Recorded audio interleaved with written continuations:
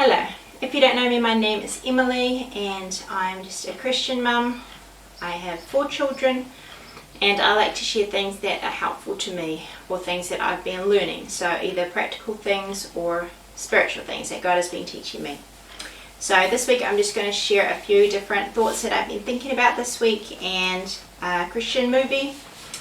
And I've got a few video clips of me in the kitchen as well.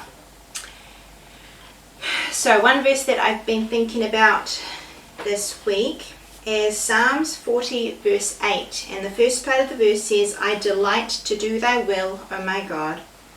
So this is one that I found helpful quite, a good few years back, and it's one that I kind of need to be reminded of every now and again.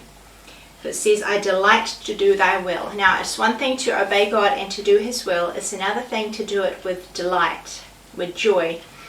And if you're a mother or if you do anything with children, you know that sometimes they can obey, and yet they can obey grumbling and complaining and wishing that they didn't have to do it. And I can see myself in that. Sometimes I do what God wants me to do, and yet I do it with an attitude of, I just have to do this. I don't want to be doing this. And even if we don't want to do something that we know we should be doing or that God wants us to do, we should do it with delight. We should do it with joy because we know that we are pleasing God and doing what he wants us to do. So for me that is a challenge to remember because I don't always do that. And I should do what God wants me to do with delight and with joy as unto him. This week I got a card from somebody who had just read my book, and they were telling me that they enjoyed reading it. And what was neat about it was I didn't know that person had a copy of my book. I don't know if they brought it themselves or if somebody else lent it to them. But it's nice to get feedback from anybody who's read the book, but it's especially nice when you didn't even know that person had a copy or was reading it. And one day I had 3 different people on one day. I got a letter in the mail from somebody who I didn't know had read it, and 2 other people that I saw told me that they'd been reading it, and I didn't even know that they had a copy of it. But anyway, what this card made me think about was, it made me think back to when Lydia was born, and just how at first it kind of felt a bit like a mistake that I had a child with special needs, and then later on I had to spend so much time helping her, like with therapy and with all the things that she needed to do, that with my other children they would have just learnt it by themselves. To me it sometimes felt like a bit of a wasted time to spend so much time just trying to teach a child to sit up or to get a little bit of bread and put it in her mouth, or even just the hours I spent feeding her, because when her tube came out and she was started to feed orally, it just took so much time and it felt like a waste of time. It felt like a hindrance to what I really wanted to be doing. I wanted to be doing things that to me seemed more important and more valuable. And yet through her and through all the time that I did spend with her, a book has come out of it that God is using to encourage other people.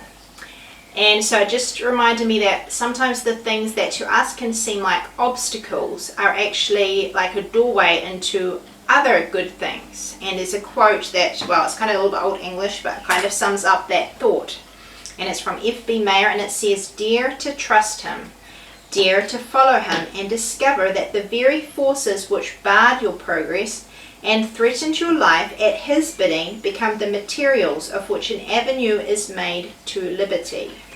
So the things that to us can seem like an obstacle or just something in the way of what we're wanting to do can be the very things which help us to get to where we're supposed to be. And I find that very encouraging, because sometimes things in our lives don't really make sense and they can really seem like hindrances. And for me, one thing that didn't really make sense was I thought God's plan for me was to go overseas as a missionary and spend my entire life as an overseas missionary. And yet instead God brought Johan along, my husband, and Johan is he's from Holland, he's pretty much a missionary to New Zealand, to my own country. And God just works through different ways than us. But I think it's a little bit like puzzle pieces. If you're trying to do a puzzle and you don't know what the finished picture is going to look like, you might have a completely different picture in your mind than what it is actually going to be like. And in life, sometimes we have a picture of what we think our life is going to be like, and yet it might be completely different to the picture God has for your life. And so, like I was talking about Lydia and about Johan, they can be like puzzle pieces that I look at and think, I don't see how this fits into the picture of my life, and yet it fits perfectly into the picture, into God's picture for my life. And it may be the same for you. There may be things you think, how on earth does this fit into the picture? How does this fit into what I'm supposed to be doing? And yet it may be the very piece, the very puzzle piece, or the very thing that you do need, and you just don't see it yet. So I find that thought very encouraging. And we do need to trust God to make sense of the things in our lives that don't make any sense. And we need to follow Him, go where He leads, even when it may be a completely different direction than where we think that we should be going. But He knows He knows the puzzle picture. He knows the finished picture of what our life should be, and we don't. So we need to trust Him and to follow Him. And we need to trust Him when it doesn't make sense to us. And another thing, back when I was publishing my book on Amazon, I got very frustrated because some of the time I just couldn't figure out how to do it, and I didn't know how to find out how to do it. And one time I was feeling very frustrated, and I opened the drawer next to my bed, and my Streams in the Desert devotional was lying there, and it doesn't have any cover, and because it's very worn out. And so when I opened it up, I saw these words that are written on here, and it says, every hard duty that lies in your path that you would rather not do, that it will cost you pain and struggle or sore effort to do, has a blessing in it. Not to do it at whatever cost is to miss the blessing. Every hard piece of road on which you see the Master's shoe prints, and along which He bids you follow Him, surely leads to blessing, which you cannot get if you cannot go over the steep, thorny path. And there's still more to it, but for me, it encouraged me that I was doing what I was supposed to be doing. Sometimes we think, if this is the right thing to do, if we're doing what God wants us to do, why is it so hard? And sometimes I have in my mind that if I'm doing the right thing, then it should be easy because God's helping me. But yes, sometimes the right way to go is hard, and God does help us through them, but it doesn't mean that it's going to be easy. There is a blessing in the hard things that are across our path. So for any hard things that are on your path, or for any obstacles that are on your path that seem like they're stopping you from getting to where you want it to be, like it could be a sickness as well. You could get a sickness and it feels like it's hindering you from doing what you need to be doing, and yet God may be using that hindrance, that sickness, to grow your character and to teach you things that you'd never learn without it. In a Christian movie that I watched this last week, one of my sisters came and stayed for the weekend, which was really nice, and we watched this video together, and it's called In His Steps. So I will link that down below and put it on my movies playlist. So it's the story, it's the modern day one. There's an old one and a modern day one of the In His Steps. And so the people in the video are learning to ask themselves a question, what would Jesus do? Now to me, I don't really ask that question. I'm going to ask the question, what does God want me to do? But it's kind of the same thing. But anyway, I like that video, so I thought I would share it. I don't have much time for baking at the moment, but there's nothing like homemade muesli bars.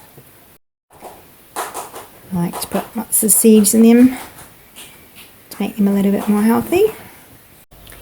The view out my kitchen window is very pretty. I was going to make a banana loaf, but realised that I still had a different kind of loaf in the freezer, so I'm going to use that up first instead of cooking more. And tonight's challenge, I'm not cooking dinner, but I'm going to try to use up all these leftovers because my fridge is so full. It is very annoying. This is chicken chowder, and it's left over from the Little Haven, but it's a really nice recipe, so I might write that one down and share it. Joseph really loves soup, so he'll probably eat this. I think I'll just fry up the potato and cauliflower and meatloaf and have that with salad and the chicken chowder, and I'll leave the rest for another day, otherwise it'll be too much.